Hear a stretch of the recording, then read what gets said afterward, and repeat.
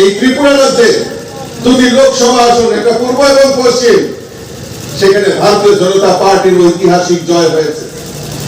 ত্রিপুরা রাজ্যের ইতিহাসে এই প্রথম কবে থেকে নির্বাচন শুরু হয়েছে এত ভোটের ব্যবধানে কেউ জিততে পারেনি। এইবার আপনারা একটা ইতিহাস তৈরি করে রেখেছেন বন্ধুগণ। আমি আপনাদের সামনে পরিসংখ্যান তুলে ধরছি। এই পশ্চিম ত্রিপুরা আসনে 14 লক্ষের উপর ভোটার ছিল, আর সেখানে 81% ভোট হয়েছে।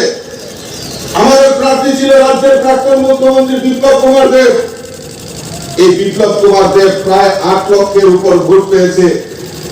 উনার যে নিকটতম প্রতিদ্বন্দ্বী, উনাকে প্রায় 6,11,000 ভোটের ব্যবধানে পরাজিত করে উনি দিল্লিতে আমরা এই ত্রিপুরা, পশ্চিম ত্রিপুরা থেকে পাঠিয়েছি।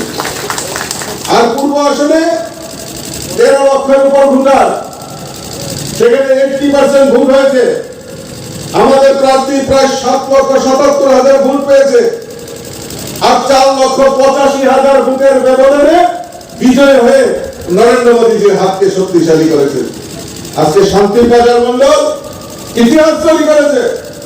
প্রায় 22,000 ভোটের ব্যবধানে আপনারা এই শান্তির বাজার মন্ডল থেকেও আমাদের বিপ্লব থেকে আপনারা বিজয়ী করেছেন। 64টা ভোটের মধ্যে 64টাতে ভারতীয় জনতা পার্টির পদ্ম ফুল ফুটিয়ে প্রমাণ করেছেন যে আপনারা মোদীজির সঙ্গে রয়েছেন, আপনারা রাজ্যের মুখ্যমন্ত্রীর সঙ্গে রয়েছেন, আপনারা এই এলাকার বিধায়কের সঙ্গে রয়েছেন, আপনারা ভারতীয় জনতা পার্টির সঙ্গে রয়েছেন।